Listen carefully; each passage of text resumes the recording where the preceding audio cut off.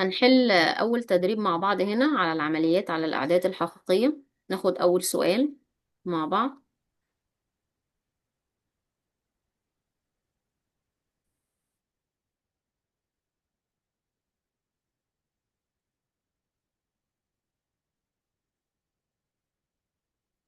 بيقولي أوجد كل مما يأتي في أبسط صورة. أول حاجة وهنا بيقولي جذر 3 زائد 2 جذر 3. بصوا بقى الأعداد الحقيقية بتتعامل زي اللي هي الايه الحدود الجبرية المتشابهة. يعني مثلا لما كان يقول لي مثلا 2 اكس زائد 3 اكس كنا بنعمل ايه؟ ملناش دعوه بالرموز الجبرية خالص. الاكسات دي كنا بنجمع اللي هي معاملات بتاعة الاكس اهو 2 و3 يدينا 5 وننزل الاكس جنبها.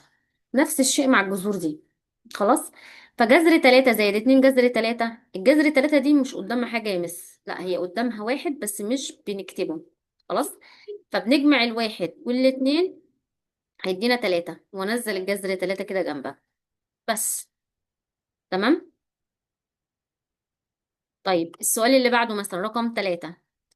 2 جذر 5 ناقص 3 جذر 5 زائد جذر 5. أول حاجة واحدة واحدة كده هبص هل هما كلهم جذور 5 زي بعض كده؟ يعني ده جذر 5 ده زيه جذر 5 جذر 5. اه تمام، يبقى كده 100 100. ممكن اعمل حاجة بسيطة كده عشان انظم حلي، افتح قوس صغير كده واخد كل الارقام اللي قبل جذر 5. يعني جذر 5 دي قبلها ايه 2 فبحطه في القوس. طبعا هنا جذر 5 قدامها -3 يبقى -3. جذر 5 دي قدامها ايه 1 يعني -1 واحط الجذر 5 جنبها كده يا جماعة.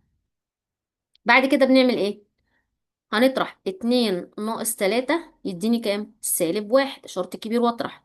يبقى -1 زائد 1 اهو. واحط الجذر 5 جنبها كده. -1 وموجب 1 ده عدده معكوسه هيبقى 0. طيب 0 جذر 5 يعني ايه؟ والله الرقم اللي بيبقى قبل الجذر 5 ده بيبقى ايه مضروب فيه، يعني هو شكلها كده المفروض كده بس مش بنكتب علامة الضرب. فصفر في اي عدد يديني ايه يا جماعة؟ يديني 0. مفهوم الكلام ده؟ ايوه. تمام. بننقل الإجابة ولا لأ؟ اه. نقلتوها؟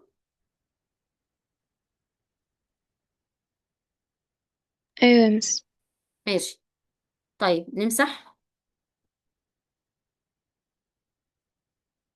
طيب.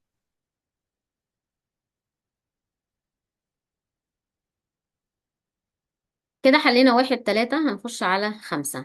تمام، انقل 5 هنا 2 جذر 5 ناقص 3 الجذر التكعيبي ل2 زائد 4 جذر 5 زائد الجذر التكعيبي ل2. طيب نتعامل معاها ازاي دي؟ أول حاجة هشوف اللي شبه بعض. يعني ايه اللي شبه بعض يا مس؟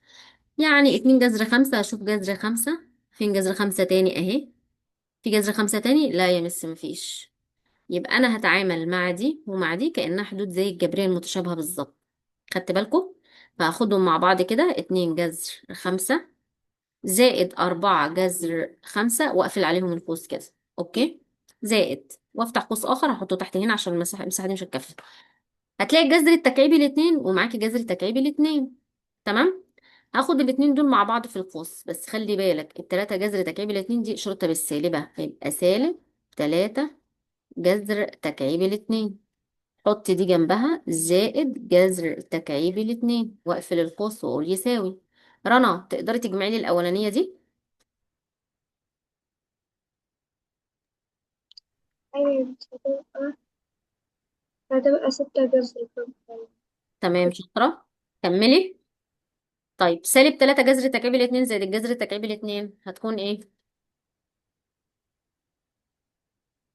-2. -2 الجذر التكعيبي الاتنين. تمام. ها مفهومه؟ فاهماها يا ساره؟ لا يا مس معلش تعديها. اوكي نعيد تاني.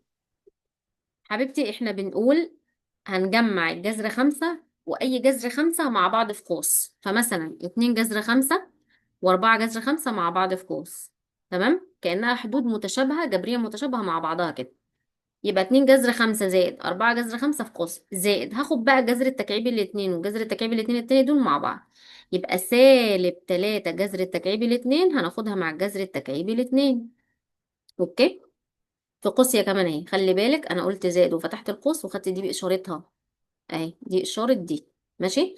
سالب 3 جذر التكعيب الاتنين زائد جذر التكعيب الاتنين. اوكي. طيب بعد كده جمعنا دول، اللي هو 2 جذر التكعيب التربيع الخمسة زائد 4 جذر التربيع الخمسة، هجمع 2 و4 يدينا 6 وبنزل الجذر 5.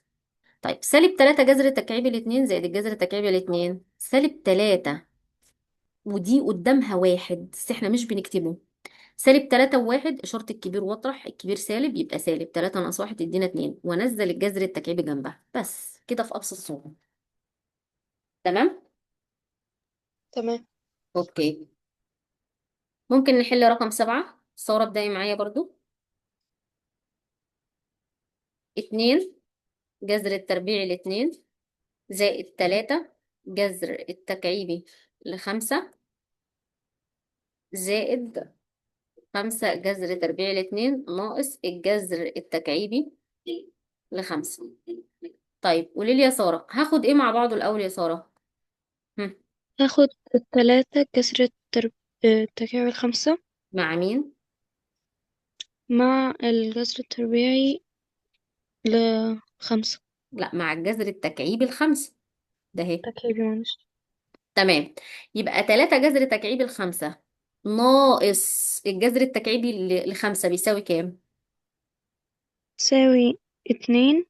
لا خلي بالك، جذر التكعيب الخمسة دي هي قدامها واحد، يبقى 2 ناقص واحد يساوي واحد، يعني ثواني كده، لا ده دي انا ما خدتش بالي.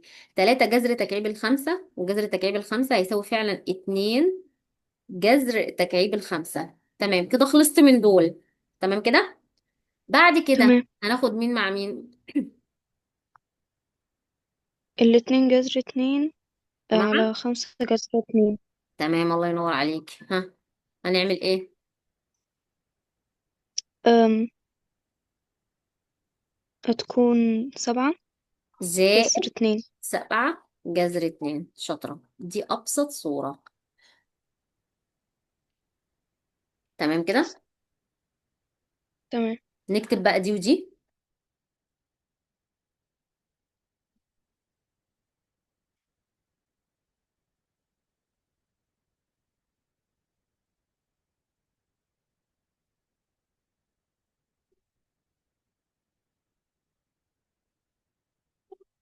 خلاص.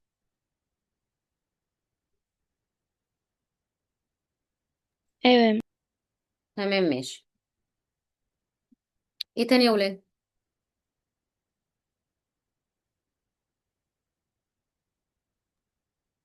سؤال 2 رقم 1 و2 و3 و4 واحد وايه؟ و2 و3 و4 و5. واثنين وثلاثة واربعة وخمسة. طب تمام. بصوا معايا كده، هو هنا بيكلمني عن ايه بقى؟ ضرب الأعداد الحقيقية. ماشي. سهلة جدا، بصوا معايا نشرحها مع بعض في أول واحدة اللي هي دي. لو بدأت برقم واحد وبيقول لي جذر 3 في جذر 3، بعمل حاجة بسيطة خالص، هروح شد الجذر بتاعي واضرب الرقمين اللي تحت بعض، تحت الجذر دول في بعض. 3 في 3 ب9. طب هو جذر 9 بكام يا مس؟ يديكي 3 بس. تمام.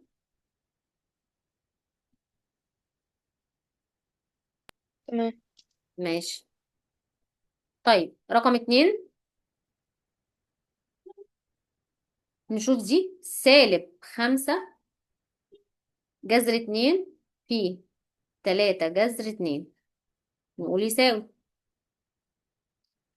دي بتعامل معاها ازاي؟ بصوا بقى، بضرب الجذور في بعضها والأرقام اللي قبل الجذور في بعضها بمعنى -5 في -3 ب -15 واحط الجذر. 2 في 2 ب4 لسه ما خلصناش، -15 اهي. تمام. في، خلي بالكم، جذر 4 بكام؟ جذر 4 ب2 يا مس، ما هي الأربعة مربع كام؟ اهو. هضرب بقى سالب 15 في 2 بكام؟ سالب في موجب بسالب 15 في 2 ب30. هم، حد فاهم حاجة؟ معلش تعديد يا مس. اوكي. احنا عملنا ايه يا حبيبتي؟ ضربت اللي هو الرقم الصحيح ده في الصحيح التاني اللي هو سالب 5 في موجب 3 اداني سالب 15. تمام. وضربت الجذور في بعضها، يعني جذر 2 في جذر 2. بشد الجذر بتاعي كده وبضرب الأرقام اللي تحت الجذر في بعضها. يعني 2 في 2 بكام؟ ب4. يبقى جذر 4 بعمل ايه؟ لو كان الرقم مربع كامل وله جذر تربيعي باخد الجذر التربيعي بتاعه وبضربه في الرقم اللي قبله زي ما عملنا هنا كده.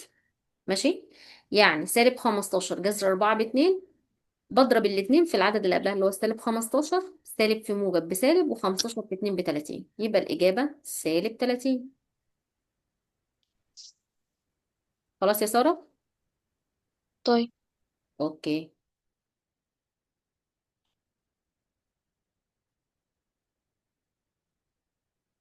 نيجي رقم 3. يلا يا رنا. 2 في 3 جذر 2. تفتكري احلها ازاي يا رنا؟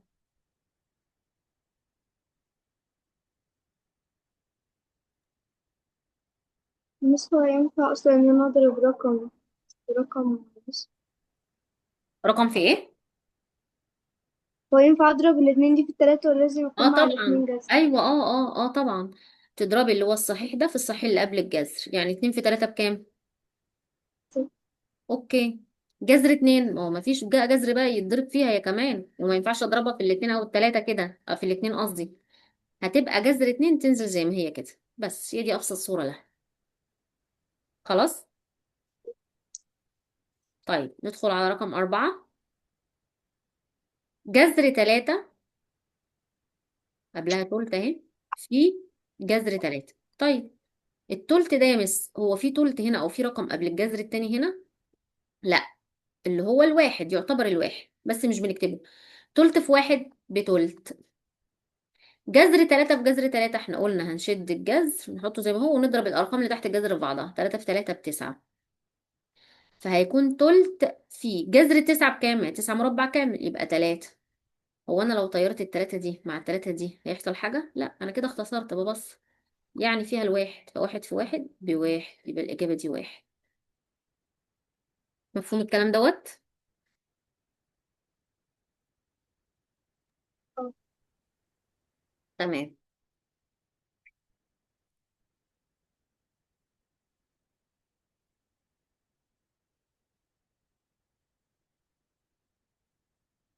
نكمل. خلاص يا جماعة امسح. اه يا مس. تمام.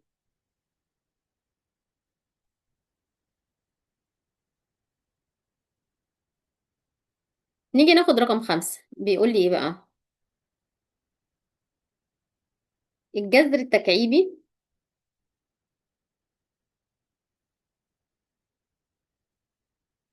ل5 الكل أس 3 اهو. في 2 جذر 3. تمام. طيب اتعامل معاها ازاي دي يا مس؟ انا اول حاجة لازم افك الاسس ده. طيب معلومة او ملحوظة مهمة. الجذر التكعيبي ل5 او الجذر التكعيبي بصفة عامة لما اكعبه هيديني الرقم اللي تحت الجذر التكعيبي على طول. اهي يبقى 5 بس. في 2 جذر 3 واقول له يساوي. تمام. بعد كده بضرب الرقم ده في الاتنين اللي قدام جذر 3. 5 في 2 يديني 10. طب الجذر 3 انزلها زي ما هي يا مس، بس كده ابسط صورة. هم. تمام ولا لأ؟ تمام. اوكي.